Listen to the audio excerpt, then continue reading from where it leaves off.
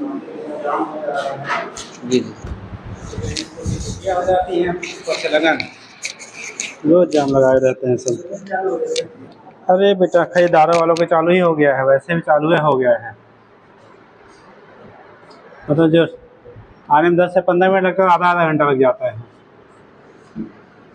और हमारे यहाँ पर पैया रोड पे कोई बस अगर एक फंस गई तो पता लगा वो आधा घंटा वहीं चला गया। चलो बेटा कहाँ तक हो गया था?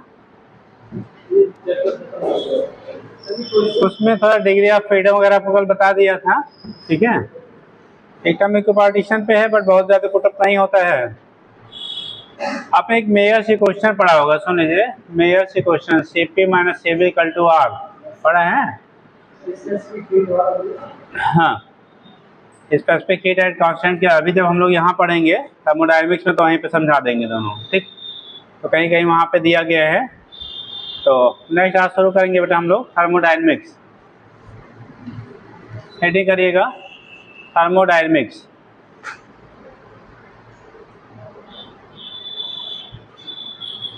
Thermodynamics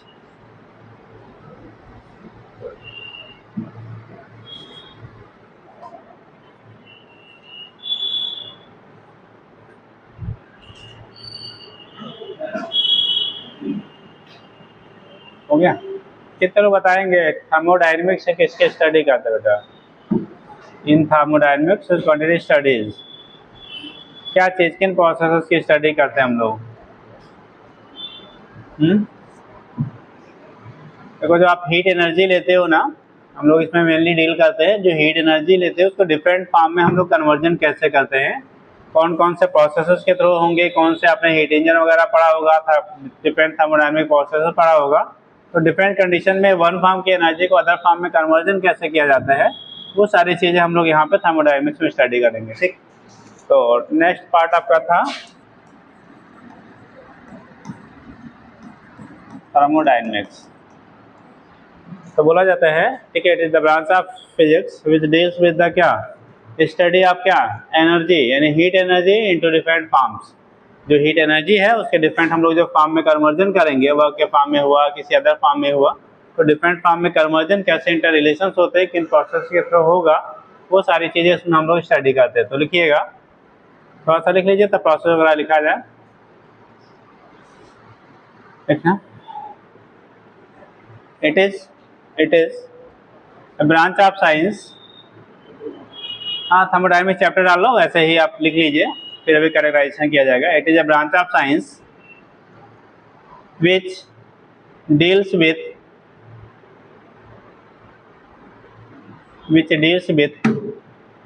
change of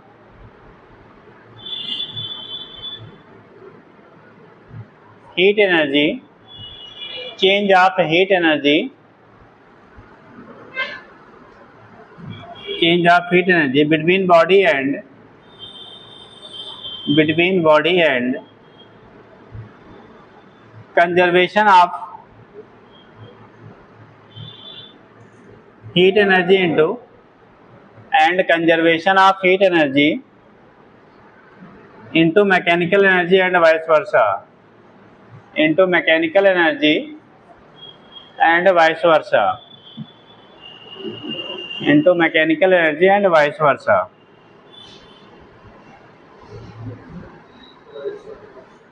heat energy को बेटा हम डिफरेंट फॉर्म में जो इंटर कन्वर्जन करते हैं, ठीक है, उनकी प्रोसेस कैसी होंगी उनके बारे में आपका स्टडी हो गया।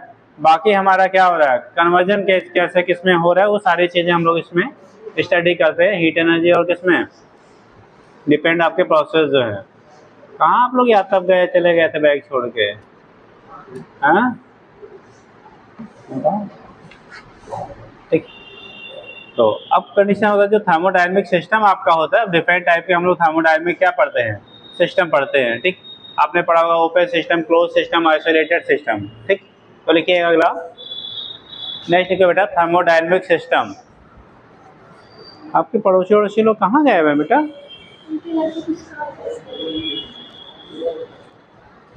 मतलब जब घरों पे कुछ काम नहीं होते तो हम लोग पढ़ने आते हैं, है ना। चलिए तो वही है, जब ऐसा करेंगे तो जब कोई नहीं बचेगा पार्टिसिपेट करने वाला एग्जाम में तो आपका सिलेक्शन भी हो जाएगा, हाँ, है ना। जब पार्टिसिपेंट नहीं होंगे, और ऐसा कभी संभव है नहीं।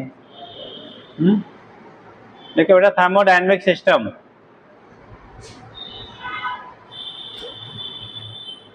आपने एक पढ़ा होगा तो सिस्टम सराउंडिंग लिखने की जरूरत नहीं है, ऐसा सुन लीजिए। सिस्टम बेटा जैसे हम लोग क्लासरूम है इसमें स्टडी कर रहे हैं, ठीक, तो ये एज ए क्या है, सिस्टम है, मतलब the part of universe in which we study any process, किसी भी प्रोसेस की स्टडी जितने पार्ट यूनिवर्स के जिस पार्ट में हम लोग करते हैं उसे कहा जाता है सिस्टम, ठीक। फिर आपका एक होता है सराउंडिंग, यानी कि remaining part of universe except क्या, सिस्टम इज कॉल्ड सराउंडिंग, मतलब जैसे हम लोग क्लासरूम जो हो गया या एज ए सिस्टम हो गया, इसमें हम लोग पढ़ रहे हैं, ठीक। बाकी रिमेनिंग यूनिवर्स जो हो गया वो किसका काम करेगा, सराउंडिंग का। और सिस्टम और सराउंडिंग को जो सेपरेट करती है बाउंड्री, उसी को हम लोग क्या कहते हैं, बाउंड्री कह लेंगे। जैसे वाल हो गया, विंडो हो गया, ये डोर हो गया, ये क्या कर रहा है, आपको सेपरेट कर रहा है बाकी से, तो ये कंडीशन हमारा हो जाता है क्या, उसी को हम लोग बाउंड्री कह देते हैं। सिस्टम, सिस्टम मतलब जिस पार्ट में किसी भी प्रोसेस की आप स्टडी करते हो उसे आप सिस्टम कहेंगे। रिमेनिंग जो पार्ट ऑफ यूनिवर्स होगा उसे आप टर्म देते हैं बेटा सराउंडिंग, और जो दोनों को सेपरेट करता है उसे कहते हैं बाउंड्री, ठीक।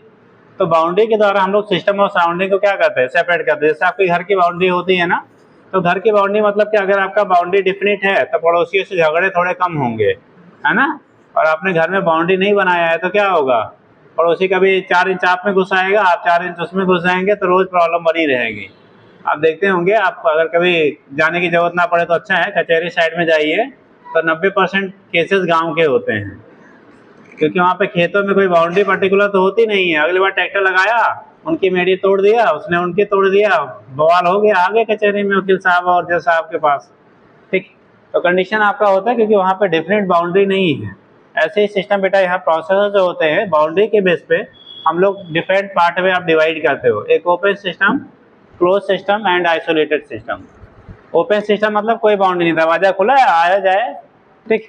तो जिसमें मास एंड एनर्जी दोनों का हम लोग क्या कर सकते हैं, सिस्टम और सराउंडिंग में, सिस्टम और सराउंडिंग के बीच, यानी सिस्टम और यूनिवर्स जो आपका है बाकी रिमेनिंग, उसी को आपने सराउंडिंग किया, उसके बीच अगर मास और एनर्जी दोनों एक्सचेंज हो सकता है तो उसे हम लोग कहते हैं बेटा ओपन सिस्टम। जैसे अभी डोर खुले हुए हैं, आप आ सकते हो, आप जा सकते हो, तो कंडीशन क्या है, एनर्जी का ऑलरेडी ट्रांसफर हो ही रहा है, मास का भी आपका क्या होगा, ट्रांसफर हो जाएगा। तो अगर मास और एनर्जी दोनों ट्रांसफर हो रही है बेटा सिस्टम और सराउंडिंग के बीच में, तो उसे हम लोग कहते हैं ओपन सिस्टम, याद रहेगा। और open system generally open container में कराए जाते हैं। कैसे, ओपन कंटेनर, जैसे पानी को बॉयल करो, वाटर को बॉयल करिए, किसमें, क्या, ओपन पॉट में। तो जब ओपन पॉट में हम लोग बॉयल करते हैं बेटा, तो नीचे से बर्नर आप लगाते हो, यानी हीट दे रहे हैं, हीट बर्नर से उस मटेरियल जो भी उसके अंदर है उस पर क्या हो रहा है, मिल रहा है। और जब वो वेपराइजेशन स्टार्ट होता है तो लिक्विड जो है वो वेपर के फॉर्म में कन्वर्ट होकर क्या कर रहा है, इवापोरेट, यानी रिलीज हो रहा है वहाँ से, तो मास की वैल्यू भी एक्सचेंज हो रही है। तो अगर किसी सिस्टम और सराउंडिंग के बीच में मास और एनर्जी दोनों का बेटा एक्सचेंज होता है, किसका, मास एंड एनर्जी बोथ अगर एक्सचेंज हो रहे हैं तो उसी को हम लोग क्या लेंगे, क्या, ओपन सिस्टम कहेंगे, ठीक।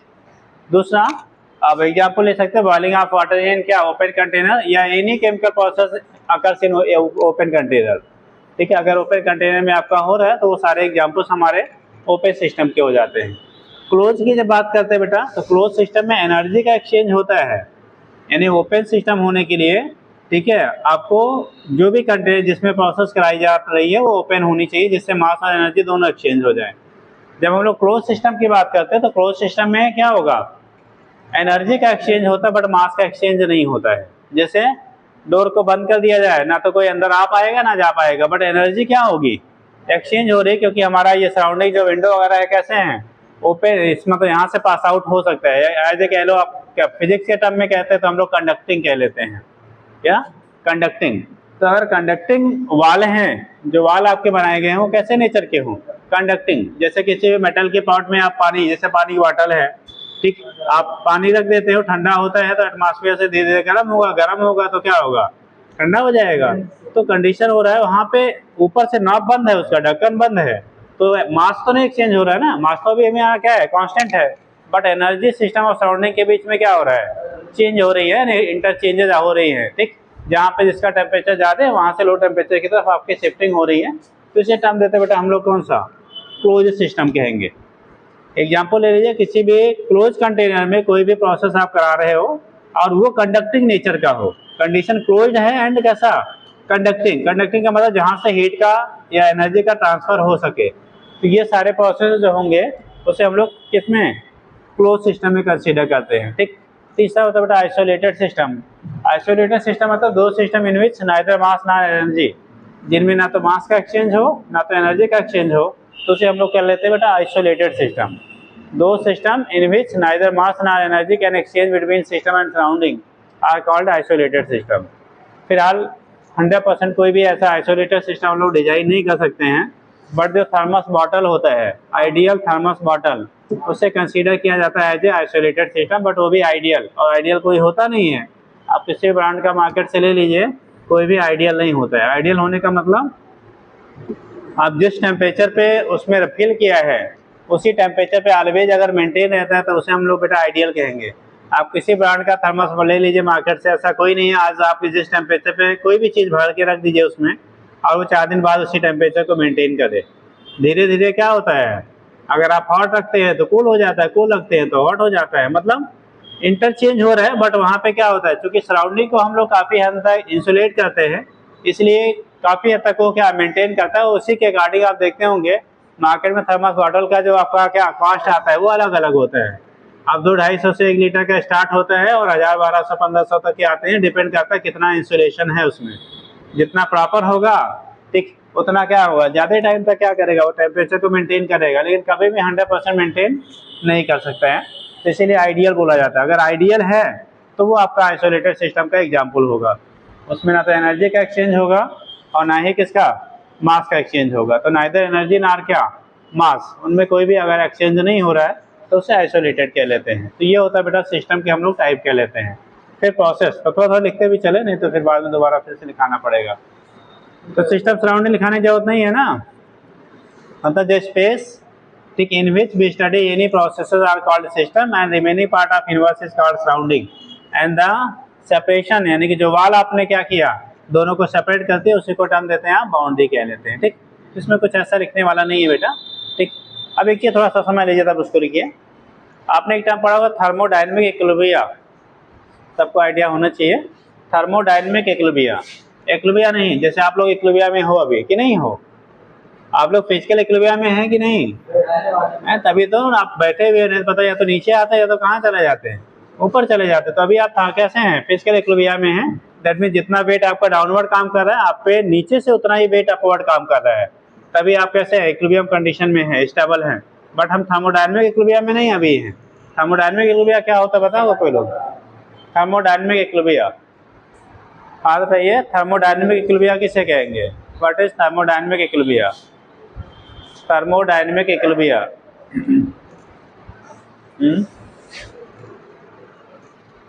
थर्मोडायनेमिक इक्विलिब्रियम जी, वो कंडीशन जिसमें एनर्जी हीट के रूप में हमारी ना निकले ना हमें मिले, तो वहाँ पर थर्मोडायनेमिक दिया जाएगा।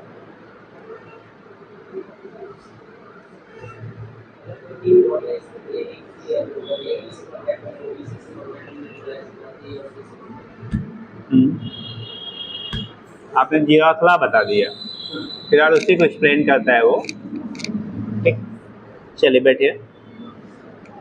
देखो थर्मोडायनेमिक इक्विलिब्रियम का मतलब होता है क्या बेटा, अगर दो बॉडीज हैं, एक पेन दो बेटा, जैसे मान लीजिए पेन है ठीक, अगर हमने इसको टच में लाया एक दूसरे से, अगर हम कांटेक्ट में ला रहे हैं तो उस केस में नेट हीट, ऐसा नहीं बोलेंगे हीट फ्लो नहीं करता है। आपने केमिकल इक्विलिब्रियम सर ने शायद पढ़ाया होगा कि नहीं, अभी पढ़ाया गया हाँ फॉरवर्ड बैकवर्ड वाला। तो उस केस में ऐसा नहीं करता कि इक्विलिब्रियम पे क्या होता है प्रोसेस सीज हो जाता है, सीज नहीं होता, क्वेश्चन आपको पूछा जाता है। तो यहाँ पे जब कोई चीज़ थर्मल इक्विलिब्रियम में होगा तो थर्मल इक्विलिब्रियम का मीनिंग ये हो गया कि या तो कंडीशन क्या है, जितना हीट इसने इसको ट्रांसफर किया उतना हीट इसको ये ट्रांसफर कर दे। ठीक, तो नेट हीट एक्सचेंज क्या हो जाएगा, जीरो। मतलब किसी भी सिस्टम और सराउंडिंग के बीच में अगर नेट हीट का कोई एक्सचेंज नहीं हो रहा है, मतलब कोई लेन देन नहीं हो रहा है, तो उसे हम लोग बोलेंगे बेटा वो थर्मोडायनेमिकली कैसा है, इक्विलिब्रियम में है।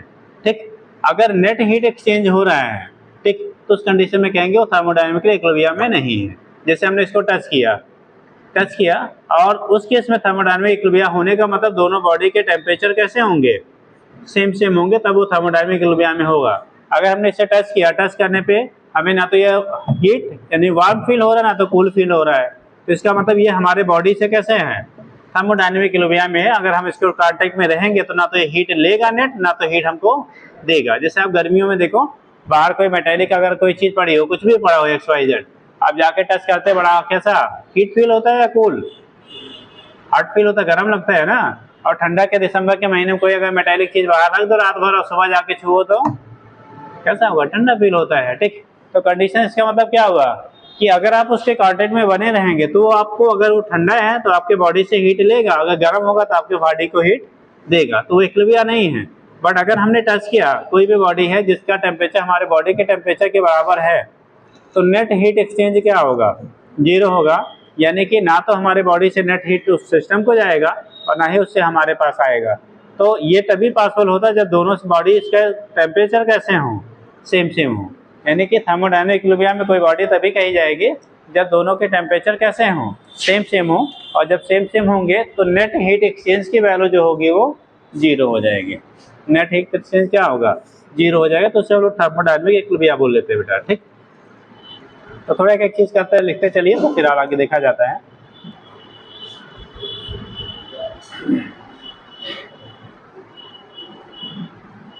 बोले पहले चाहे वही लिख लीजिए, थर्मोडायनेमिक इक्विलिब्रियम ही लिख लीजिए, thermodynamic equilibrium.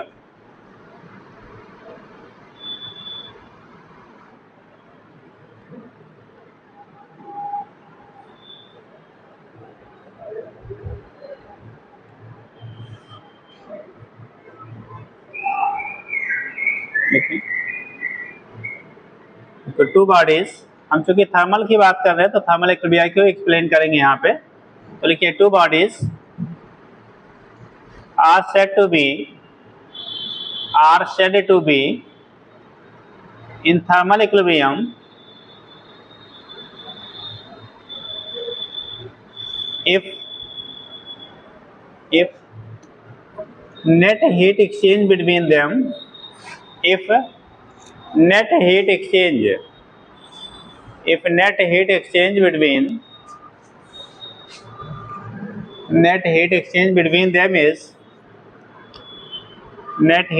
between them is क्या हो, 0। net heat exchange between them is 0, that is net heat exchange between them is 0, that is temperature of both bodies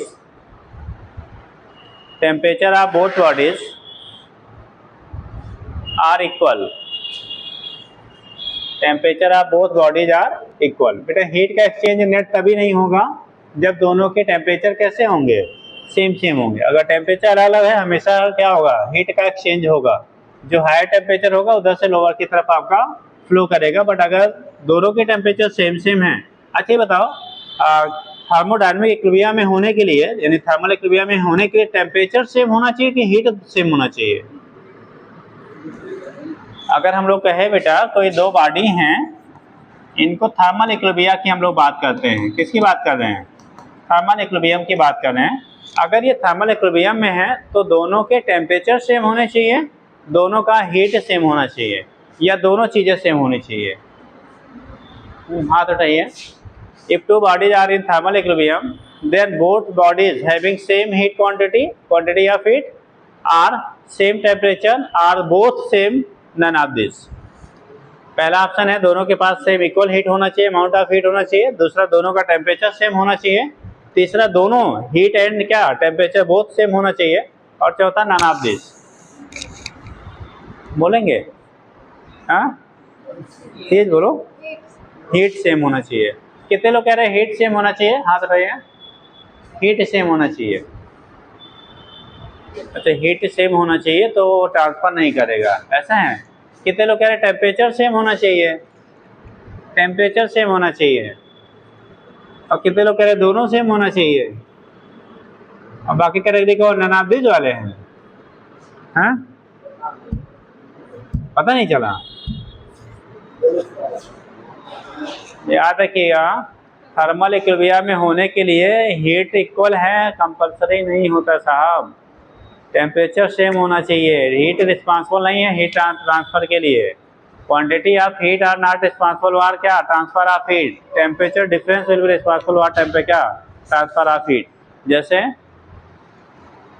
आपने एक कंटेनर में लिया बेटा, मान लो ये कंटेनर है, इसमें भी हमने लिया और एक बड़ा वाला कंटेनर ले लिया, ठीक। इसको भी बर्नर लगा दिया और इसके नीचे भी बर्नर हमने लगा दिया, दोनों 100 डिग्री सेंटीग्रेड पे पहुंचा दिया। कितने पे, 100 डिग्री सेंटीग्रेड पे। इसमें लार्ज क्वांटिटी ऑफ लिक्विड है, इसमें स्मॉल क्वांटिटी ऑफ लिक्विड, मान लो वाटर हमने ले लिया, तो किसके पास हीट ज़्यादा होगा, हाँ किसके पास ज़्यादा है, बड़े, यानी इस वाले का ना, मान लो हमने इसको ले लिया ए, इसे ले लिया बी, दोनों पास हीट बराबर है।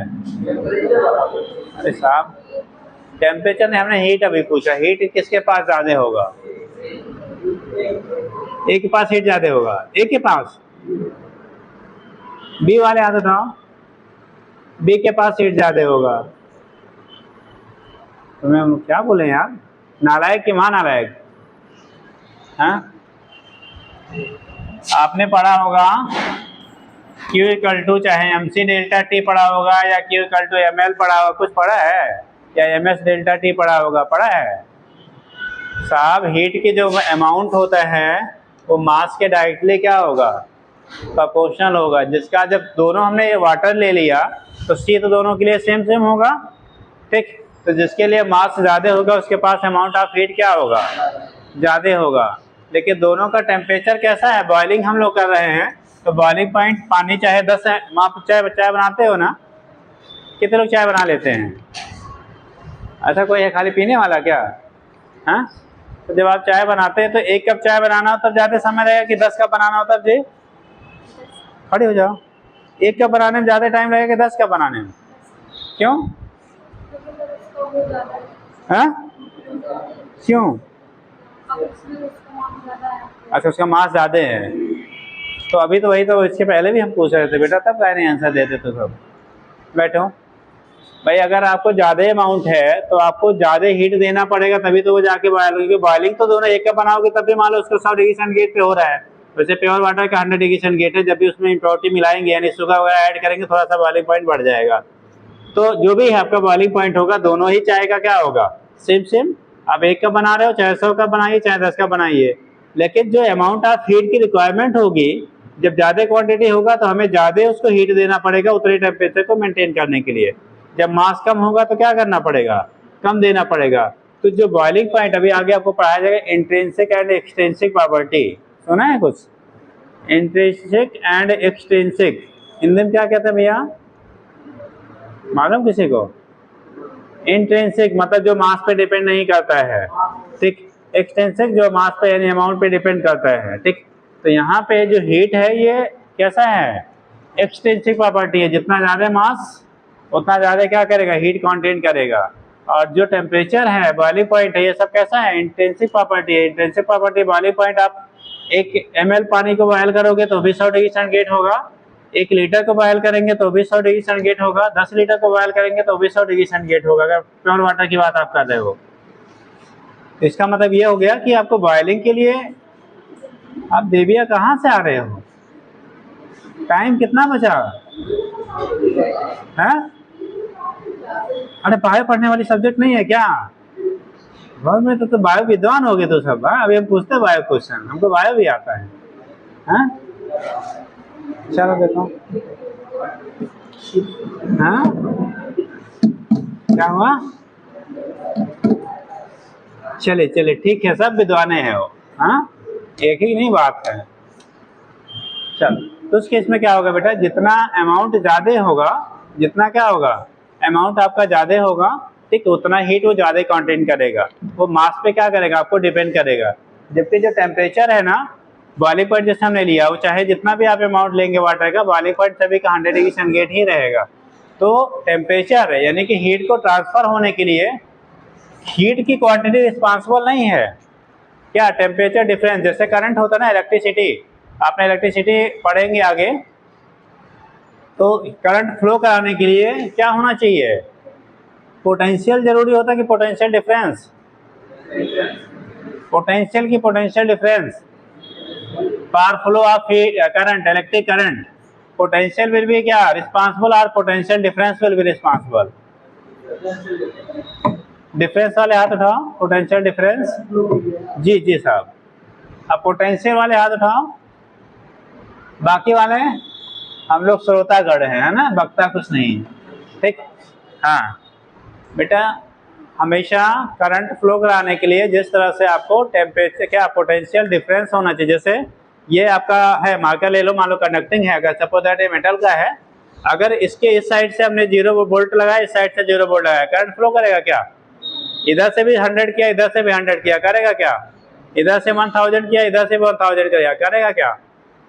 चाहे जितना भी आप लगा लो, अगर दोनों टर्मिनल पे पोटेंशियल सेम लगा रहे हो, दैट मीन्स पोटेंशियल डिफरेंस नहीं है, तो करंट कभी फ्लो नहीं करेगा।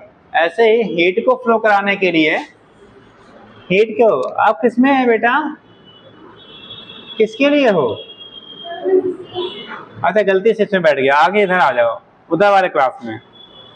तो इतना देर के बाद तुम्हें कंफर्म हुआ कि हम कौन वहाँ बैठ गए हैं? पहले दिन मुझे लगा नहीं होगी, हो सकता है, फिर मैंने पूछा नहीं। चलो ठीक, कोई बात नहीं। तो यहाँ से जब आप देखोगे ना पोटेंशियल और पोटेंशियल डिफरेंस, यानी कि उसी तरह से यहाँ पे हीट को फ्लो करने के लिए बेटा हमेशा टेम्परेचर डिफरेंस का होना कंपलसरी होता है। अगर टेम्परेचर, जैसे हमने कहा यहाँ 10 लीटर हमने पानी ले लिया, कितना? 10 लीटर, यहाँ पे हमने 10 ml पानी ले लिया। अगर दोनों का टेम्परेचर 100 डिग्री है, इसको आप टच कराएंगे, यानी किसी कंडक्टिंग मटेरियल से अगर जोड़ देंगे तो ये हीट का ट्रांसफर नहीं होगा। तो हीट के ट्रांसफर होने के लिए हमेशा टेम्परेचर का डिफरेंस होना चाहिए। अब हीट मत बोलना, ठीक है? हीट क्या अमाउंट ऑफ हीट डिसाइड नहीं करता है, हीट क्या ट्रांसफर होने के लिए टेम्परेचर डिफरेंस डिसाइड करेगा ट्रांसफर होने के लिए, याद रहेगा? चलिए तो कोई लिख लो ना, तो हम लोग कहानी करते रह जाएंगे यार। डेल्टा टी टेम्परेचर डिफरेंस है बेटा, जितना टेम्परेचर आप चेंज करेंगे। जैसे मान लो 0 डिग्री पे था, आपने 20 डिग्री तक उसको टेम्परेचर बढ़ाया तो डेल्टा टी हो गया 20। आप 10 डिग्री पहले था, आप 50 तक बढ़ाया तो डेल्टा टी हो गया 40, 50 माइनस क्या 10। मतलब इनिशियल और फाइनल और इनिशियल का डिफरेंस होता है। लिखा बेटा कुछ? कहाँ तक लिखा था भाई? है लिखा कि नहीं? अभी कुछ लिख लिया? क्या लिखा है जरा लास्ट स्टेटमेंट बोलो।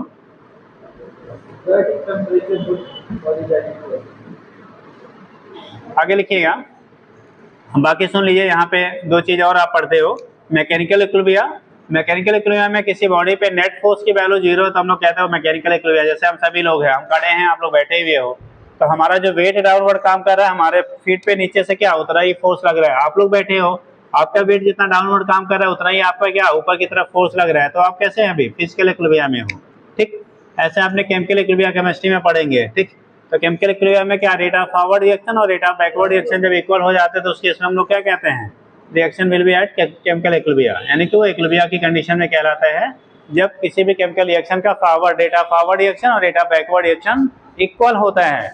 ऐसा हम नहीं कहते इक्विलिब्रियम पे रिएक्शन बंद हो जाता है, सीज नहीं होता है। क्वेश्चन पूछा गया है at equilibrium reaction will be cease or not, तो सीज नहीं होता है, रिएक्शन कंटिन्यू चलता रहता है, बट जितना फॉरवर्ड उतना बैकवर्ड। जैसे हम लोग क्या है, महीने भर में आपकी अर्निंग होती है, मान लो पापा है, अभी तो आप तो अर्न करते नहीं है, पापा पैसे खर्च लाते हैं और खर्च करते हैं। मान लो जितना महीने में कमाया उतना खर्च हो गया, तो नेट क्या हुआ? महीने के लास्ट में क्या जितना पिछले महीने में था उतना अभी रह जाएगा। अगर खर्चा ज़्यादा हो गया तो निगेटिव में, बच गया ज़्यादा तो पॉजिटिव में, होता है ना। तो जैसे अभी हिंदू धर्म में लगन के में त्यौहार आने वाले हैं, लगन का लंबा चौड़ा, अब खर्चे क्या होंगे? बढ़ जाएंगे भाई, बहुत सारी शादियां विवाह होंगे तो क्या होंगे? खर्चे बढ़ जाएंगे, होगा ना। तो कंडीशन आपका जो होता है फिलहाल यहाँ पे भी हीट के लिए हम लोग ऐसे ही बात करते हैं। तो लिखिएगा, तो केमिकल इक्विलिब्रियम हो गया जब रेट ऑफ फॉरवर्ड और बैकवर्ड रिएक्शन कैसे होते हैं? आपके बराबर होते हैं। अब लिखिएगा next heading, thermodynamic process. Thermodynamic process,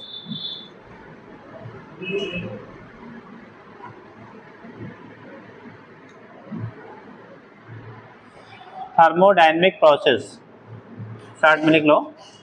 the process of change of the process of change of state of a system, the process of change of state of a system involves change of thermodynamic variables,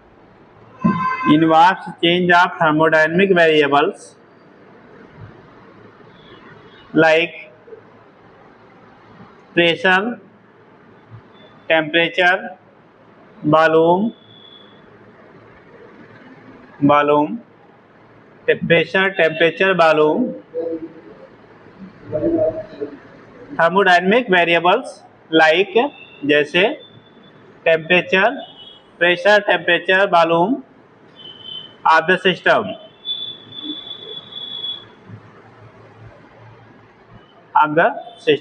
देखिएगा, such processes is known as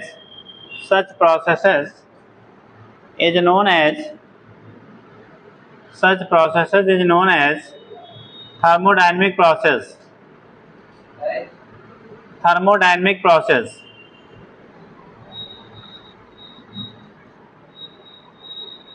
लिखिए, they are mainly following types. वैसे बहुत सारे type के हम design कर सकते हैं, बट अपने यहाँ जो हम लोग पढ़ते हैं बेटा, आपने आइसोथर्मल प्रोसेस पढ़ा होगा, एडियाबेटिक पढ़ा होगा, आइसोबारिक पढ़ा होगा, आइसोकोरिक पढ़ा होगा, ठीक।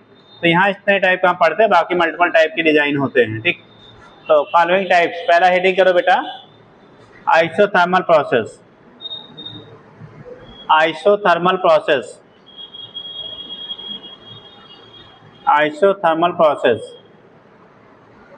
देखो, आइसोथर्मल का मीनिंग होता है बेटा, हम लोग बात कर रहे हैं किसका,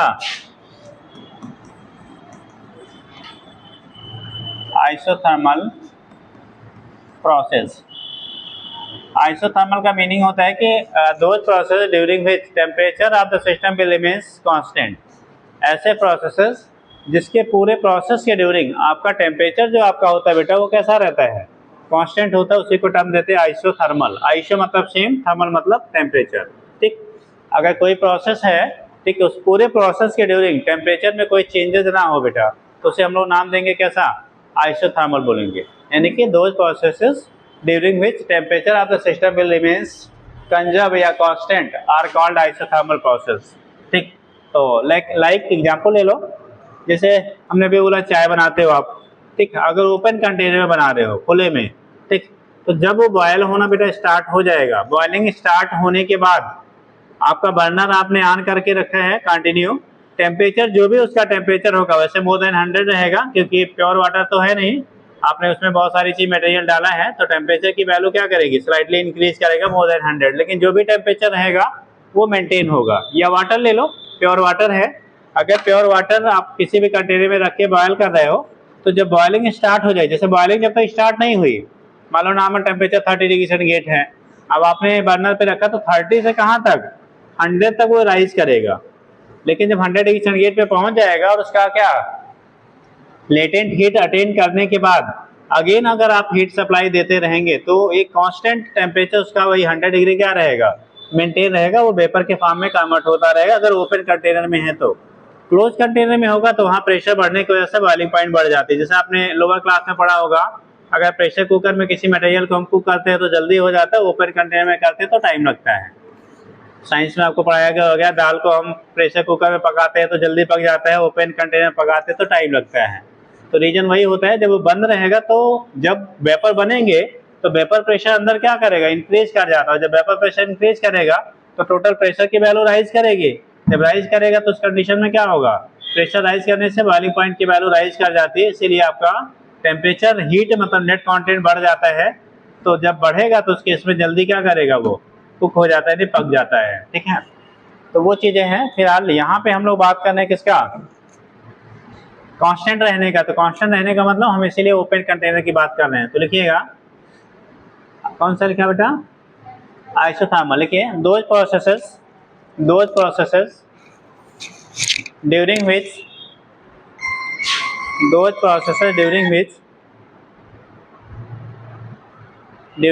विच temperature of the system will remains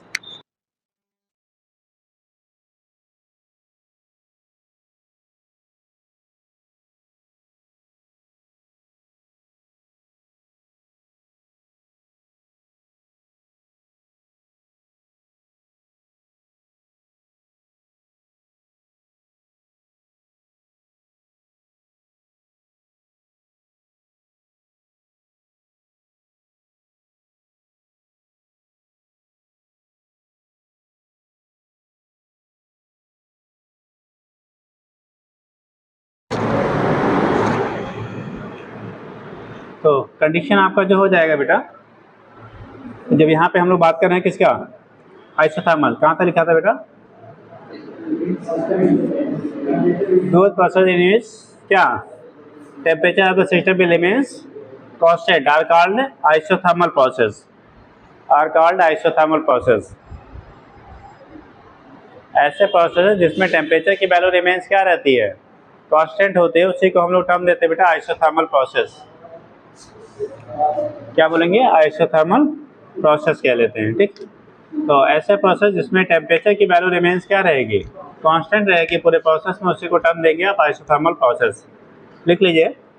अब बोला जाता है isothermal processes are held in, कैसे कंटेनर में आप कराओगे, एक तो ओपन एंड कैसे इंसुलेटेड की कंडक्टिंग, इंसुलेटेड आर कंडक्टिंग, सोच के बोलना। अगर आपको आइसोथर्मल प्रोसेस कराना है तो जो प्रोसेस होगा वो कंडक्टिंग कंटेनर में कराएंगे या नॉन कंडक्टिंग, यानी ना हो पाए, ये तो कह रहे जिसमें ना हो पाए उसे हम लोग क्या नॉन कंडक्टिंग कहते हैं सर।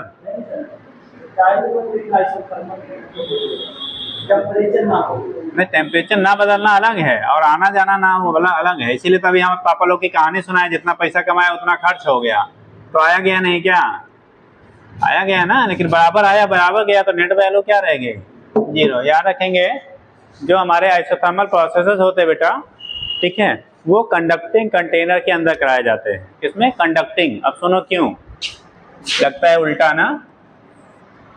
जैसे इसमें कोई भी प्रोसेस कराएंगे, जब भी कोई प्रोसेस होता है बेटा, या तो उस प्रोसेस में हीट रिलीज होगा या तो हीट एब्जॉर्ब होगा। जितनी भी प्रोसेस करते हैं, आपने दो टाइप के प्रोसेस पढ़ा होगा, एक एक्जियोथर्मिक, दूसरा एंडोथर्मिक। हिंदी में शायद कहते हैं उष्मा शोषी उष्मा छेपी, ऐसा कुछ बोला जाता है, ठीक। तो या तो एंडोथर्मिक हो या तो एक्जियोथर्मिक हो, यानी कि या तो उस प्रोसेस में हीट रिलीज होगा या तो हीट बेटा एब्जॉर्ब होगा, ठीक।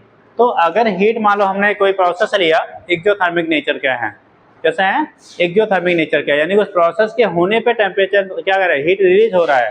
जैसे आपने अभी देखा होगा, पहले, अब तो फिलहाल घरों में चूना नहीं लगता है, पहले के टाइम पे चूना लगता था। चूना जानते हो, पानी में डाल देते थे और वो अपने आप क्या बॉयल होता था। वो चूना लगाना नहीं, कहते पड़ोसी को चूना लगा दिया, और तो कहावत वाली चूना है, ठीक, नेचुरल की बात कर रहे हैं, ठीक। तो चूना जब लगाते थे ना, तो उसमें क्या पानी में डालते थे उसको, तो वो हीट होता था, यानी अपने आप खोलता था, उसमें बर्नर लगाने की जरूरत नहीं होती थी। तो इसका मतलब प्रोसेस कैसा हो गया, एक्जियोथर्मिक हो गया। अब अगर मान लो इस कंटेनर में आपने क्या कह दिया, चूना पानी डाल दिया, अब ये हीट होना शुरू हुआ और टेम्परेचर हमें क्या रखना है, कांस्टेंट रखना है। अब अगर ये इंसुलेटेड होगा तो हीट बाहर निकलेगा क्या, नहीं निकलेगा। नहीं निकलेगा तो टेम्परेचर वही रहेगा कि बढ़ जाएगा। भाई अगर हीट प्रोसेस में रिलीज हो रही है, बाहर हीट निकलने नहीं पाएगी, तो टेम्परेचर को क्या करेगा, बढ़ा देगा। जैसे यहाँ बम ब्लास्ट कर दिया जाए और सब कुछ बंद है, तो यहाँ का टेम्परेचर क्या करेगा, राइज करेगा ना। तो कंडीशन आपका होगा कि अगर एक्जियोथर्मिक प्रोसेस है और नॉन कंडक्टिंग कंटेनर में कराएंगे तो टेम्परेचर की वैल्यू बेटा राइज कर जाएगा। अगर एंडोथर्मिक होगा, जहाँ पे हीट की रिक्वायरमेंट होती है, अगर एंडोथर्मिक होगा और ये आपका इंसुलेटेड है, बाहर हीट एब्जॉर्ब और क्या है, ना तो इंटर करे ना तो इमिट हो, तो उस कंडीशन में टेम्परेचर क्या करेगा, फॉल कर जाएगा। तो इसीलिए हम लोग कंडक्टिंग कंटेनर में कराते हैं आइसोथर्मल प्रोसेस, नॉन कंडक्टिंग में कभी भी नहीं कराएंगे। तो स्टेटमेंट आपने लिखा था टेम्परेचर विल रिमेन्स कांस्टेंट, यानी वही लिख लीजिएगा, that is T equal to constant R delta T equal to क्या, जीरो। T की वैल्यू कांस्टेंट होने का मतलब बेटा टेम्परेचर में कोई चेंज नहीं हो रहा है, कि बदलेगा, टेम्परेचर विल रिमेन्स कांस्टेंट, तब उसे हम लोग कह लेते हैं कैसा, आइसोथर्मल। समझे जी।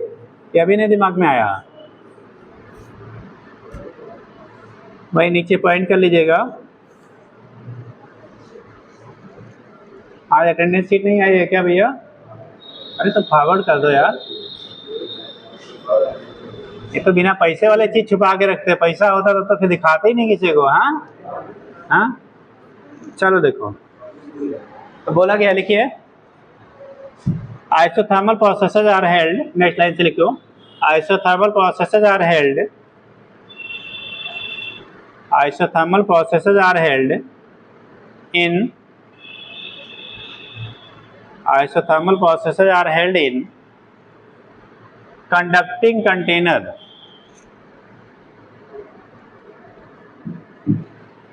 isothermal processes are held in conducting container, held in conducting container। जो आइसोथर्मल प्रोसेस होते हैं बेटा, उसको हम लोग कहाँ कराएंगे? कंडक्टिंग करने। कभी भी नॉन कंडक्टिंग में नहीं कराया जाता है। नॉन कंडक्टिंग में जब भी कराएंगे तो क्या है, या तो हीट टेम्परेचर राइज कर जाएगा या तो फॉल कर जाएगा। ठीक, आगे लिखिएगा। तो ये केस आपका होता है, यहाँ से दिखा लेते हैं। अगर आइसोथर्मल प्रोसेस कराना तो हमेशा किस में कराओगे आप? कंडक्टिंग कंटेनर में कराएंगे। ठीक, दूसरा, जब आइसोथर्मल प्रोसेस होता है, अभी आगे डिटेल में जब हम लोग इंटरनल एनर्जी हीट वगैरह पढ़ेंगे तो बताएंगे। अभी ऐसे समझ लो, जो किसी भी सिस्टम का इंटरनल एनर्जी होता है बेटा, वो टेम्परेचर पे डिपेंड करता है। अभी first law of thermodynamics last में इसी में पढ़ेंगे, हम लोग पढ़ा होगा आपने पहले। तो उस केस में जो किसी भी सिस्टम की इंटरनल एनर्जी होती है वो किस पे डिपेंड करेगा?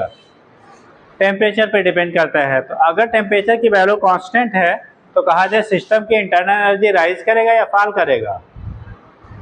अगर टेम्परेचर की वैल्यू में कोई चेंज नहीं हो रहा है तो इंटरनल एनर्जी चेंज होगी या नहीं होगी? नीचे कलर पेन से मैं नोट कर लो भैया। देखिए, during isothermal process, during isothermal process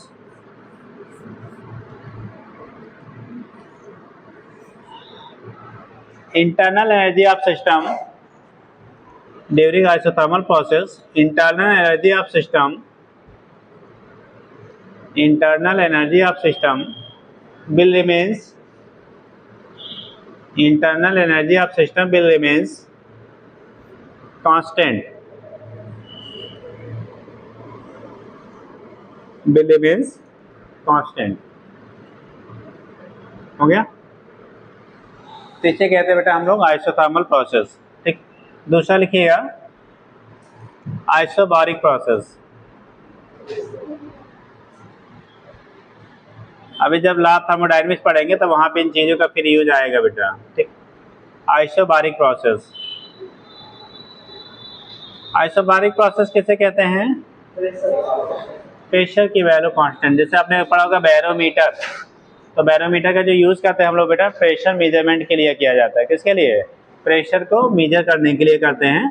तो उसी के टाइम में बोला था आइसोबारिक, आइसो मतलब सेम, बारिक मतलब प्रेशर। अगर प्रेशर पूरे प्रोसेस में सेम है तो ऐसे प्रोसेस कहा जाता है बेटा आइसोबारिक प्रोसेस। तो लिखिएगा, those processes during which, those processes during which, those processes during which pressure, those processes during which pressure of the system will remains, pressure of the system will remains constant,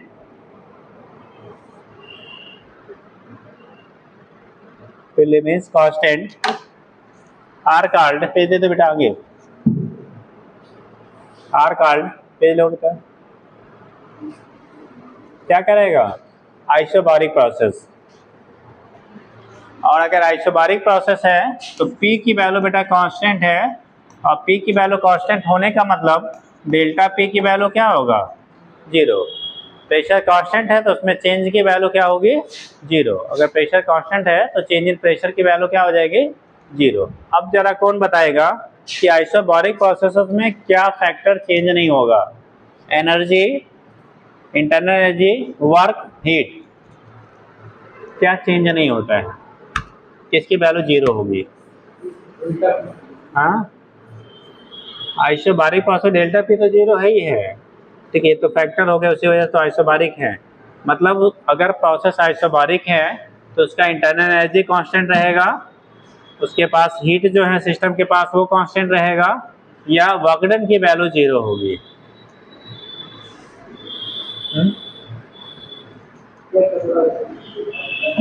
work done zero होगा, heat constant रहेगा, internal energy constant रहेगी। हाँ, कितने लोग बोल रहे हैं work done zero होगा? वर्क डन जीरो होगा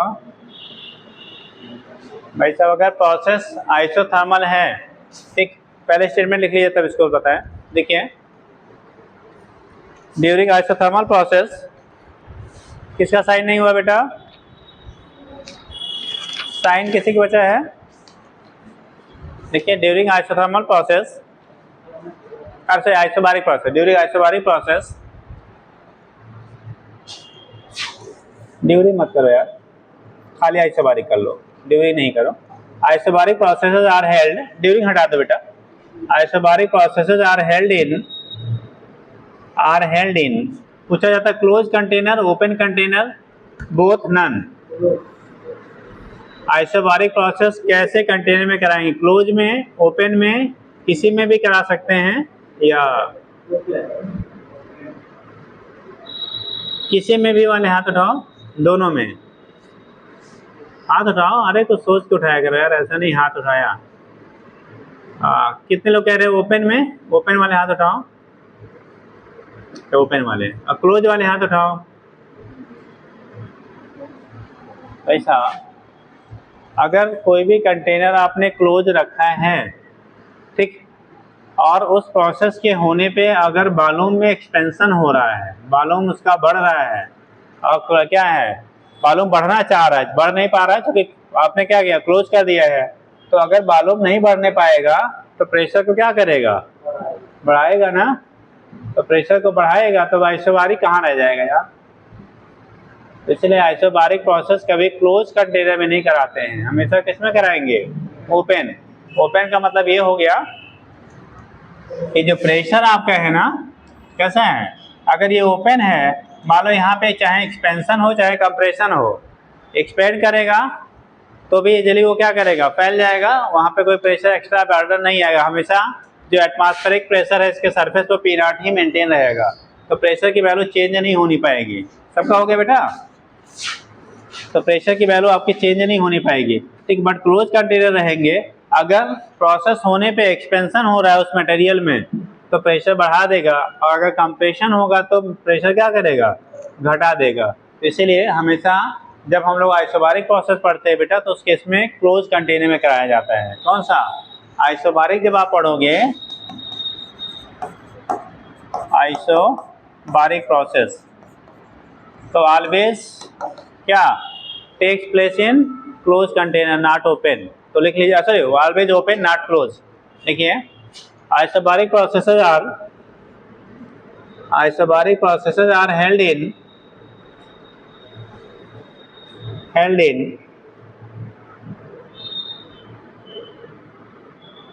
किस पे? Open container. Isobaric processes are held in open container, ठीक। इसमें मैथ वाले कौन है बेटा? खड़े हो तो जरा, मैथ वाले दोनों लोग, मैथ आप हो एक, और एक खड़े हो जी। अरे उल्टा खड़ा कर दिया जाएगा। आप भी मैथ के हो? तो जेई, और कहीं लिखा है जेई? यहाँ तो दो ही साइन जेई का है यार। अच्छा, दो नहीं, तीन है। अच्छा, एक एनडीए में क्या कोई है? अच्छा, आप एनडीए और नीट वाले हो, तब मैथ में कहाँ खड़े हो गए तुम? हाँ, अच्छा, दोनों लिया है।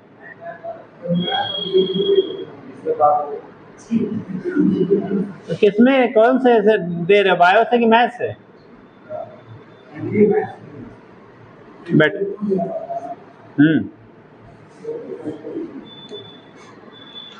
चलो देखो, तो ये केस आपका हो गया बेटा, यहाँ से आप दिखा देते हैं क्या होगा, आइसोबारिक प्रोसेस। और जब आइसोबारिक प्रोसेस होगा तो प्रेशर में कोई चेंज नहीं हो रहा है, तो वर्क डन होगा कि नहीं होगा? अगर आइसोबारिक प्रोसेस है तो वर्क डन की वैल्यू क्या होगी, जीरो या नॉन जीरो? जीरो वाले हाथ उठाओ। तो कह रहे हैं वर्क डन जीरो होगा, इतने लोग कह रहे हैं। वर्क डन का फार्मूला क्या होता है? अच्छा, पी डेल्टा वी की डेल्टा पी इंटू वी, नहीं दोनों अलग अलग होता था। हम लोग वर्क डन का फार्मूला पढ़ते हैं बेटा,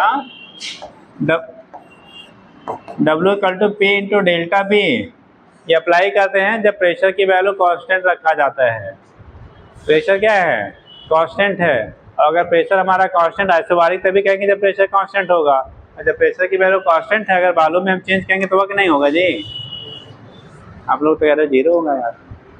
अरे ये कहाँ बोला, बोला आप बोला तो ये बोला। हाँ बेटा, आइसोबारिक प्रोसेस में वर्क डन होता है, यही प्रोसेस है जिसके लिए आपको फर्स्ट लॉ थर्मोडायनेमिक्स जो हम लोग पढ़ते हैं ना, वो कम्प्लीटली वैलिड होता है। जब हम हीट देते हैं तो इंटरनल एनर्जी भी बढ़ता है, वर्क डन भी होता है। ठीक, बाकी प्रोसेसेस के लिए फर्स्ट लॉ इसलिए एप्लीकेबल नहीं था, इसलिए फिर सेकेंड लॉ आपका आया। ठीक है, तो यहाँ पे अगर आइसोबारिक प्रोसेस है तो हीट सप्लाई देंगे तो आपका क्या होगा, उसमें एक्सपेंशन भी गैस का हो रहा है, यानी वर्क डन भी होगा, और प्लस टेम्परेचर भी चेंज हो रहा है, राइज कर रहा है, तो वहाँ पे क्या होगा, इंटरनल एनर्जी भी चेंज होगी। तो यहाँ पे both work and internal energy will be change. तो लिख लीजिए ऐसा उड़ा के, ड्यूरिंग आइसोबारिक प्रोसेस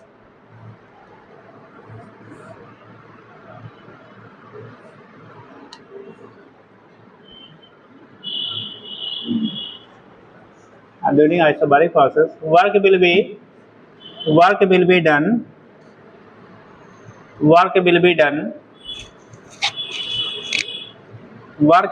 अब डन हम बोल रहे हैं, ठीक, ऑन द सिस्टम या बाय द सिस्टम। अगर एक्सपेंशन होगा तो बाय द सिस्टम बोलेंगे, कंप्रेशन होगा तो बेटा ऑन द सिस्टम बोलेंगे। जैसे अगर कोई गैस या सिलेंडर है, आपने पिस्टन साइकिल में हवा भरे हो पंप से, जब हम लोग क्या करते हैं, उसको प्रेस करते हैं, तो प्रेस करते तो वॉल्यूम उसका श्रिंक करता है, और उसका जब प्रेशर आपके उस पंप नोजल का जो प्रेशर होता है आपके ट्यूब के प्रेशर से ज़्यादा होता है, तब जाके उस की तरफ ट्रांसफर होता है, अदरवाइज ट्रांसफर नहीं होगा। जैसे हम लोग जो गाड़ी वगैरह लेके जाते हैं तो कभी कभी हवा भरने वाला कहता है भैया प्रेशर नहीं, इसलिए नहीं भराएगा।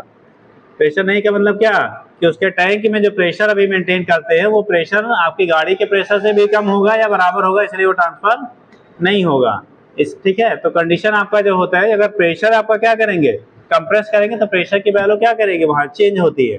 बट यहाँ प्रेशर हम लोग सेम रख रहे हैं, प्रेशर क्या रख रहे हैं, सेम रख रहे हैं, क्योंकि ओपन कंटेनर में क्या आ रहा है, प्रेशर सेम है। अगर प्रेशर सेम है और वॉल्यूम की वैल्यू आप बढ़ाओगे तो work done by the system कहलाएगा। और अगर आप ऊपर से क्या करेंगे, प्रेशर की वैल्यू कांस्टेंट रखते हुए वॉल्यूम को घटाएंगे, ध्यान रखना, प्रेशर कांस्टेंट रखते हुए अगर वॉल्यूम को घटाया जा रहा है तो उस केस में वर्क डन क्या, ऑन द सिस्टम कहलाता है। अब यही थर्मोडायनेमिक्स में थोड़ा सा डिफरेंस होता है फिजिक्स एंड केमिस्ट्री में, साइन कन्वेंशन का। जब हम लोग फिजिक्स में लेते हैं तो वर्क डन बाय द जब सिस्टम होता है, यानी कि जब एक्सपेंड करेगा तो उस कंडीशन में साइन को क्या लेते हैं, physics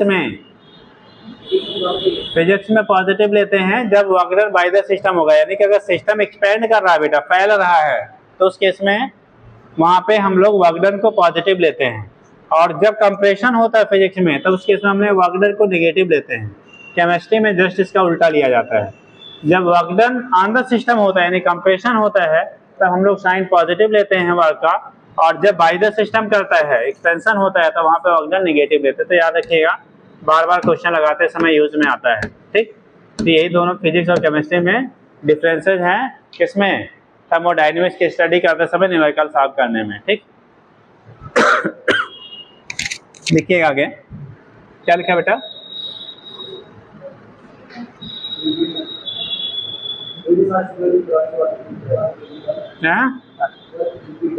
work will be done and internal energy will also change, मतलब ये कह सकते हो कि आइसोबारिक अगर प्रोसेस हो रहा है, कैसा प्रोसेस है, आइसोबारिक है, तो यहाँ पे delta W not equal to 0 and delta U also not equal to 0। ना तो इंटरनल एनर्जी में चेंज 0 होगा और ना ही क्या वर्क डन की वैल्यू 0 होगी। वर्क डन भी मिलेगा आपको और क्या इंटरनल एनर्जी में चेंजेस भी होती हैं।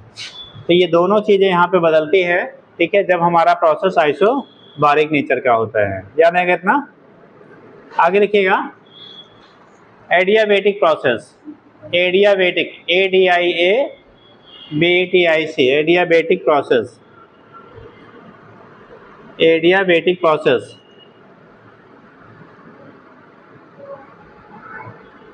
किसे कहते हैं एडियाबेटिक बेटा?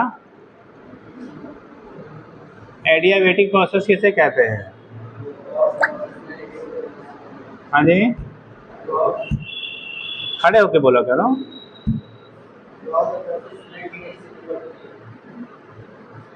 बेटा ऐसे प्रोसेसेस ड्यूरिंग क्या process neither heat enter the system nor leave from the system. मतलब ऐसे प्रोसेसेस जिसमें ना तो उसमें अंदर आता है और ना ही कहाँ जाता है, बाहर जाता है, उसे कहते हैं हम लोग क्या, कौन सा? Adiabatic process. तो लिखिएगा दोज प्रोसेसेस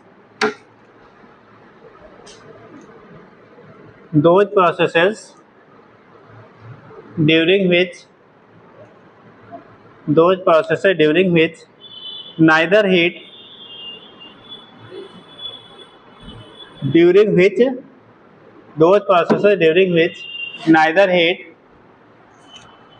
enter to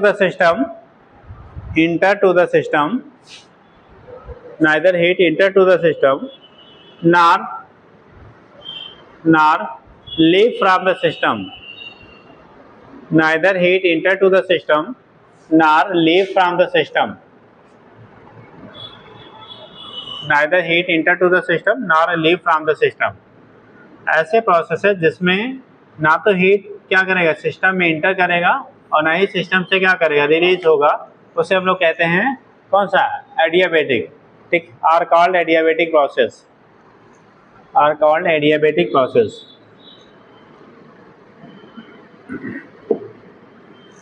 तो अगर एडियाबेटिक कहेंगे बेटा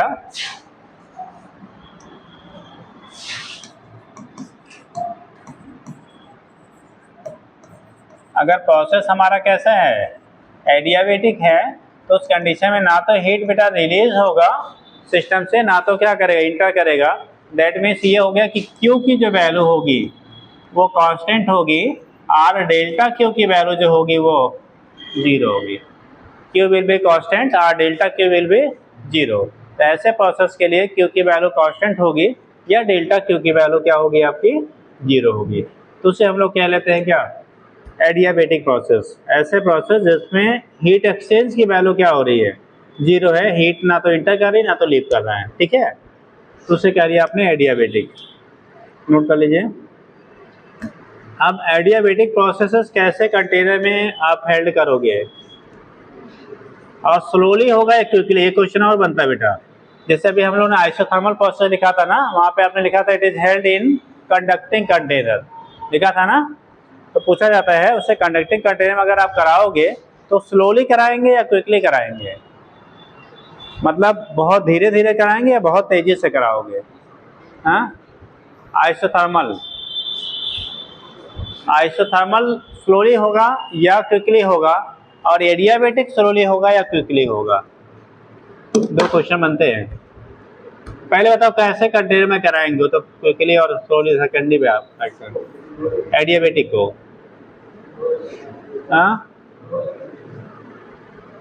क्लोज कंडक्टिंग,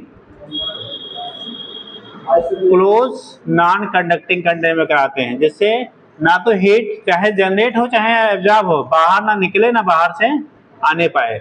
ये तभी पॉसिबल होगा जो कंटेनर है वो नॉन कंडक्टिंग हो बेटा, और कैसा हो, इंसुलेटेड हो, यानी क्लोज कंटेनर हो। तो लिख लीजिएगा, बैठिए। Adiabatic processes are held, adiabatic processes are held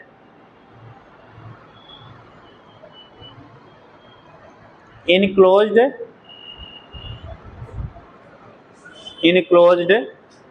non-conducting container held in closed non conducting container.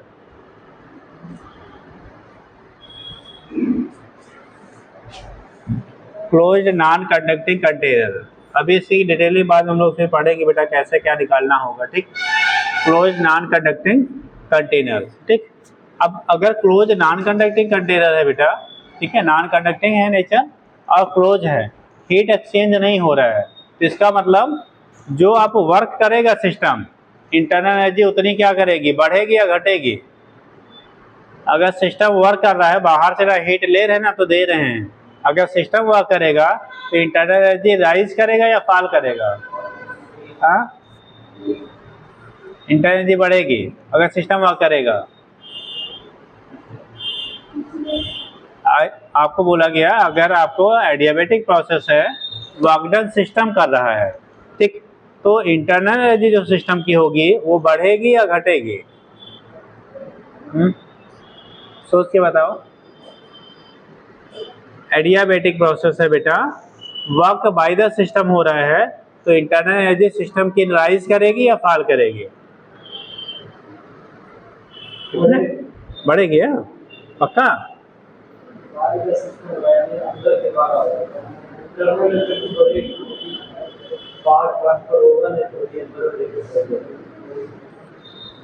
हाँ लोग, इंटरनल एनर्जी विल राइज और फॉल। अगर आपको खाना ना खिलाया जाए और खूब काम कराया जाए तो आपकी एनर्जी जो है वो बढ़ जाएगी घट जाएगी जी, हाँ, घट जाएगी, ऐसा लगता है। अगर आप 4 दिन खाना ना खिलाया जाए और दौड़ाया जाए खूब तो क्या कंडीशन बनेगा, सोच लो। आप खाना ना खिलाने का मतलब बाहर से आपको एनर्जी नहीं दी गई, तो जो आपकी एनर्जी थी, जो आपके पास इंटरनल एनर्जी है, उसी से तो आप वर्क करोगे, तो जब उसी से वर्क करेंगे तो आपकी इंटरनल एनर्जी बढ़ेगी घटेगी जी। भाई आपको हीट ना तो बाहर से लिया ना तो दिया, केमिस्ट्री के टर्म में, आपके टर्म में आपको ना खाना खिलाया गया तो आपको एनर्जी मिल नहीं रही है, बट आपसे वर्क कराया जा रहा है। जब वर्क आप करोगे, work done by the system का मतलब क्या, सिस्टम वर्क कर रहा है। जब सिस्टम वर्क करेगा बेटा तो उसको करने के लिए एनर्जी की जरूरत पड़ेगी ना, और जब एनर्जी की जरूरत पड़ेगी तो कहाँ से यूज करेगा, जो सिस्टम के पास पहले से प्रेजेंट है। तो जो सिस्टम के पास पहले से प्रेजेंट है वही एनर्जी यूटिलाइज होगा। जब वो एनर्जी यूटिलाइज होगा तो इसका मतलब उसकी जो इंटरनल एनर्जी पहले थी उसकी तुलना में क्या करेगा, घटेगा। यानी कि ड्यूरिंग एडियाबेटिक प्रोसेस, ठीक है, internal energy of the system will be decreases if work is done by the system and internal energy of the system will be increases if work is done on the system. अगर work system पर करेंगे तो internal energy बढ़ेगी, work done by the system होगा तो internal energy घटेगी। यानी कि इस प्रोसेस में जो आपका वर्क डन होता है ये चेंज इन इंटरनल एनर्जी के बराबर होगा। किसके, वर्क डन की वैल्यू जो होती है वो चेंज इन इंटरनल एनर्जी के क्या हो जाएगा, बराबर हो जाएगा। क्यों, क्योंकि क्यू की वैल्यू, डेल्टा क्यू की वैल्यू कितनी है, 0। अभी हम लोग जब फर्स्ट क्लास थर्मोडायनेमिक्स पढ़ेंगे तो वहाँ थोड़ा और डिटेल में बताया जाएगा, अभी इतना जानते रहिए, यही फिलहाल आगे पढ़ना है। तो उस केस में वर्क डन की जो वैल्यू होगी वो चेंज इन इंटरनल एनर्जी के बराबर होगा। आपने फार्मूला पढ़ा होगा Q equal to W plus delta U, ठीक। तो यहाँ पे W हो नहीं रहा है, तो अगर वर्क ये रहेगा तो ये साइन हम लोग क्या ले लेंगे,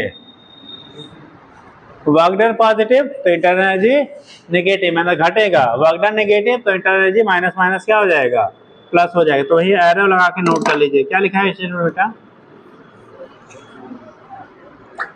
तेज बोला करो यार, नॉन काइनेटिक करें, लिखिए। देखिए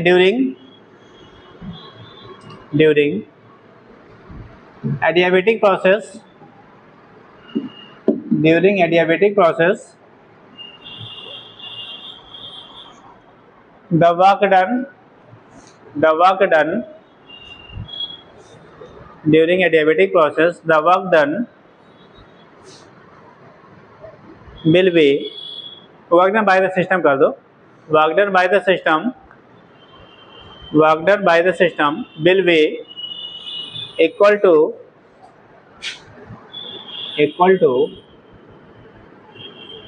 decrease in its internal energy decrease in its internal energy and work done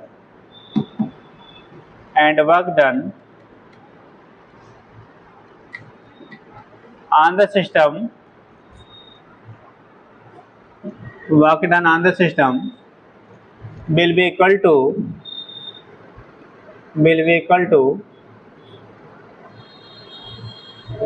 increase in its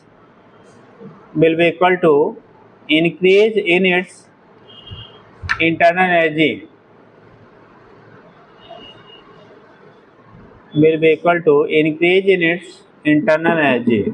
तो वर्क डन अगर सिस्टम पर होगा बेटा तो उसके इंटरनल एनर्जी में इंक्रीजमेंट के बराबर होगा, और बाय द सिस्टम होगा तो इंटरनल एनर्जी के डिक्रीजमेंट के क्या होगा, बराबर होगा। तो ये केस आपका होता है किसके लिए, एडियाबेटिक प्रोसेस के लिए। नेक्स्ट लिखिएगा आइसोकोरिक प्रोसेस। आइसोकोरिक का मतलब बेटा, हाँ आइसोकोरिक का मतलब क्या, किसके पास है क्या चीज, हाँ अरे बीच से वेलोसिटी थोड़ी होता है वाल्टा, और होता है वॉल्यूम कांस्टेंट। ठीक, बोला जाता है those processes during which volume of the system will remains constant are called isobaric process. लिख लीजिएगा, देखो बेटा आइसोबारिक प्रोसेस, अरे isochoric process, ISOCHORIC, isochoric process लिखिएगा, पास कर दो बेटा। Those process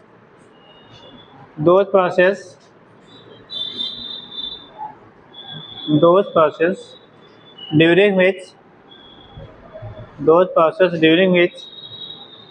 volume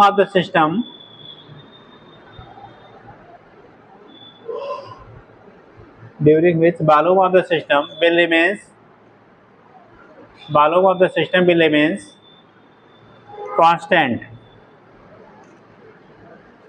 will remains constant are called isochoric process,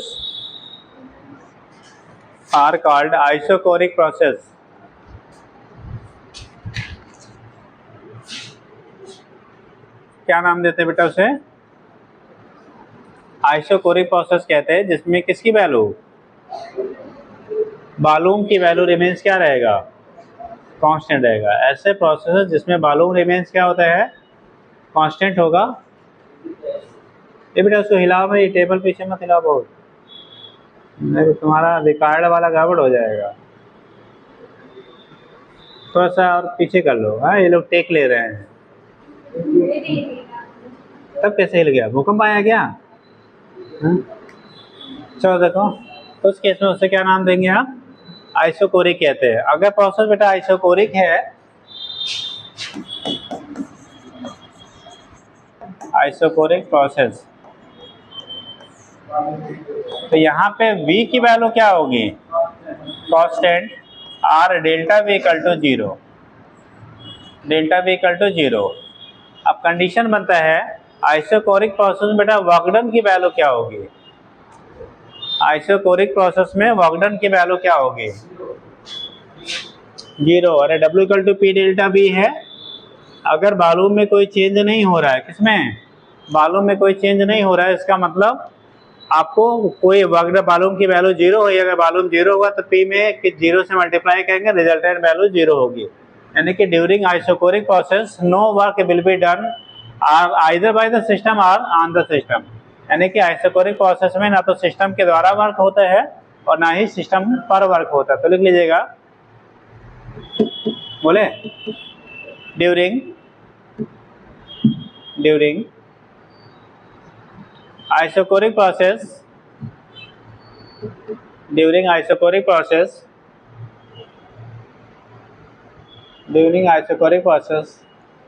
the work done कर लो, work done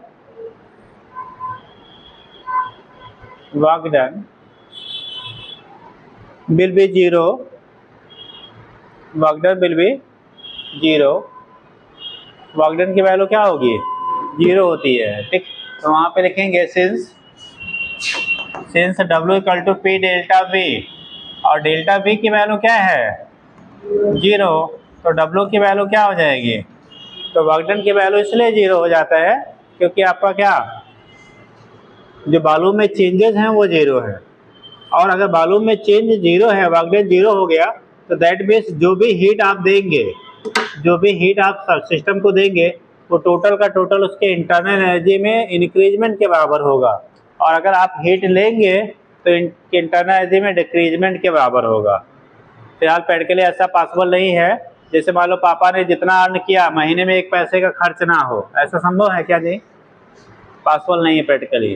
ठीक, अरे कम कुछ नहीं खरीदोगे खाओगे तो यार, ठीक, मतलब ऐसा पॉसिबल नहीं है कि आपका इन्वेस्टमेंट 0 हो। ठीक, लेकिन यहाँ फिजिकल प्रोसेस में हम लोग कह सकते हैं कि अगर वॉल्यूम की वैल्यू कांस्टेंट है तो जो भी हीट देंगे वो सिस्टम की इंटरनल एनर्जी को इंक्रीज करेगा, और जो हीट लेंगे सिस्टम से उतना उसका इंटरनल एनर्जी क्या करेगा, डिक्रीज करेगा। तो एक पॉइंट करके लिख लीजिए, लिखिएगा, in isochoric process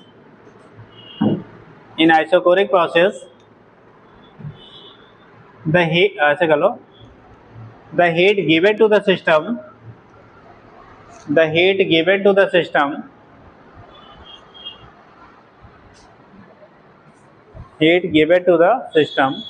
will be equal to increase in its internal energy, will be equal to increase in its internal energy and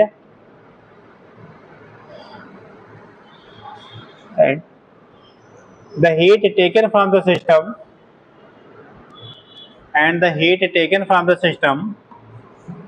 will be equal to decrease in its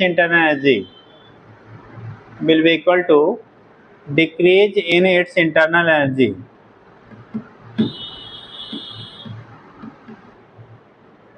हो गया। मतलब जो डेल्टा यू की value होगी, delta U की value ये Q के क्या होता है, बराबर होगा।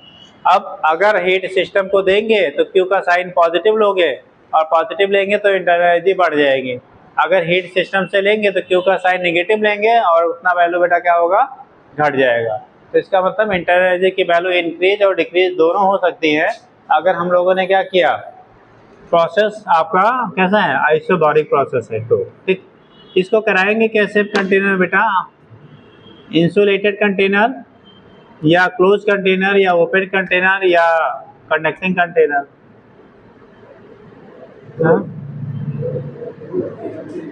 इसको ओपन कंटेनर में या क्लोज कंटेनर, इतना बता दो। क्लोज, ओपन रहेगा तो कभी वॉल्यूम को हम कंजर्व नहीं कर सकते हैं, तो हमेशा क्लोज कंटेनर में कराया जाता है। ठीक, अगर आपको आइसोबैरिक प्रोसेस कराना है क्लोज कंटेनर में ऑलवेज कराते हैं, वो भी गैसियस सिस्टम के लिए हम लोग अप्लाई करते हैं।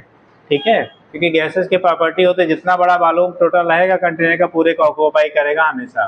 तो लिख लीजिए, आके नोट कर लो, isochoric processes are held in closed container, isochoric processes are held in closed container, isochoric processes are held in closed container. हो गया, आइसोकोरिक प्रोसेस जो आपका होता है वो क्लोज कंटेनर के अंदर कराया जाता है, कभी भी से क्या ओपन में नहीं कराते हैं। ठीक, ये तो कंडीशन हो गया हमारा बेटा टाइप ऑफ, हम लोगों ने जो प्रोसेसर पढ़ते हैं अलग अलग टाइप का। ठीक, आगे एक दो, टाइम कितना हुआ बेटा, टाइम हो गया, 2-4 मिनट तो लिख लीजिए, तो सर आ रहे हैं, लिख लीजिए। शायद केमिस्ट्री चलेगा, शायद शेड्यूल के गाड़ी तो आज बायो था, हाँ केमिस्ट्री चलेगा, सर तो बोल रहे थे केमिस्ट्री चलेगा, सर से बात हुई थी केमिस्ट्री वाले, अब देखो पता नहीं। चलिए देखिए, तो इस कंडीशन में क्या होगा बेटा, जब आप बात कर रहे हो किसके लिए, ठीक। आपने एक एक्सटेंसिक प्रोसेस पढ़ते हैं कि इंट्रिंसिक।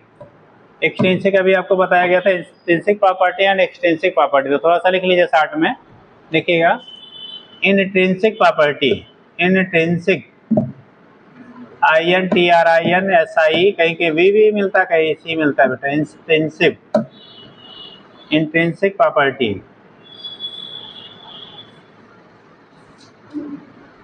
क्या होता है? इंट्रिंसिक प्रॉपर्टी कोई बताएगा?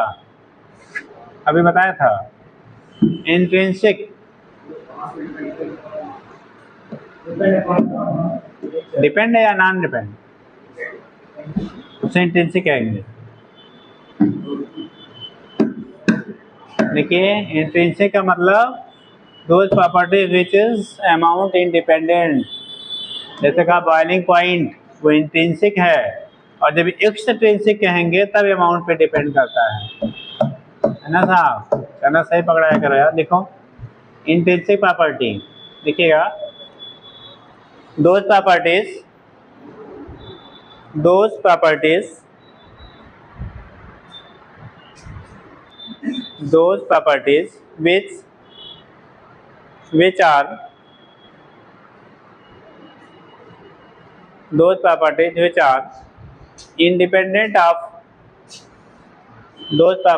which are independent of किसके?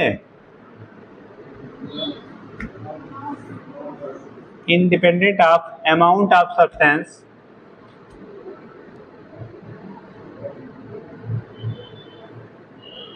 are called intrinsic properties,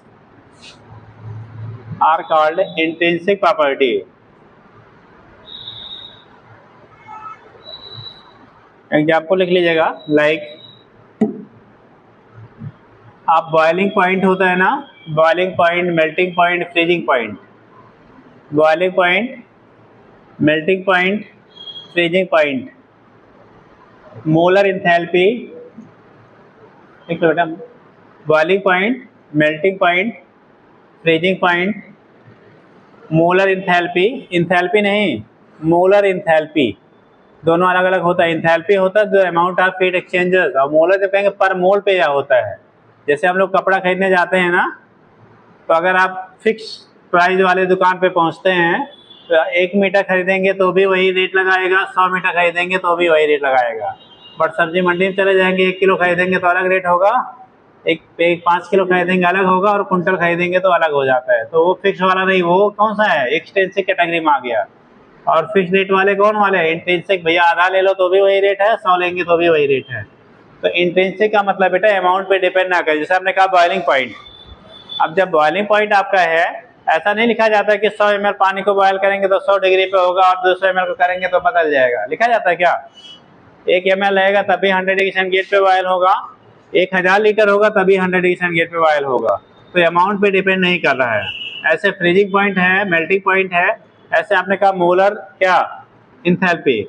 molar enthalpy मतलब एक मोल में जो आपका अमाउंट ऑफ हीट कंटेन करेगा वो फिक्स रहेगा, ठीक। अब 1 मोल का मतलब 1/100 मोल लेंगे तो उसी रेशियो में वो चेंज होगा। तो कंडीशन है मोलर इंथैल्पी इंट्रिंसिक है, जबकि इंथैल्पी क्या होगा आपका? एक्सट्रिंसिक हो जाता है। इंथैल्पी जब बोलते तो टोटल अमाउंट ऑफ हीट कितना एक्सचेंज हो रहा है, तो उसे हम लेंगे इंथैल्पी। और जब मोलर बोलेंगे तो पर मोल कितना हो रहा है वो फिक्स हो गया, ठीक। तो ये कंडीशन आपकी होती है, उससे कहते हैं बेटा इंथैल्पी इंट्रिंसिक प्रॉपर्टी हो गई, सॉरी एक्सट्रिंसिक हो गई, जबकि मोलर इंथैल्पी कैसा है? इंट्रिंसिक है। तो ये कंडीशन आपको होता है। ऐसे ही आपने लिखा क्या? Internal energy. तो इंटरनल एनर्जी जो होता है अमाउंट पे डिपेंड करेगा, बट मोलर इंटरनल जब की बात करेंगे तो पर मोल लेंगे तो फिक्स हो जाएगा। तो ये केस होता है, लिख लीजिए ETC। दूसरा एक्सट्रिंसिक प्रॉपर्टी, नेक्स्ट लिखिएगा, जल्दी करो बेटा। एक्सट्रिंसिक, EXTRINSI, C चाहे करो चाहे B करो बेटा। इंट्रिंसिक प्रॉपर्टी देखिएगा, दो properties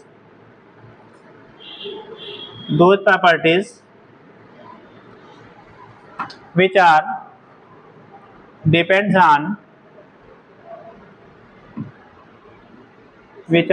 on amount of the substance या quantity of substance क्या लेते बेटा? amount of substance or quantity of substance are called extensive property. Extensive property लिखिएगा एग्जाम्पल में, लाइक इंटरनल एनर्जी,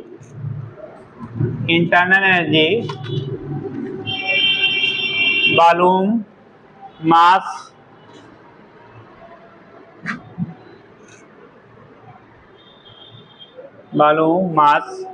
etc कर लो। ये सारे अमाउंट पे डिपेंड करेंगे। किस पे?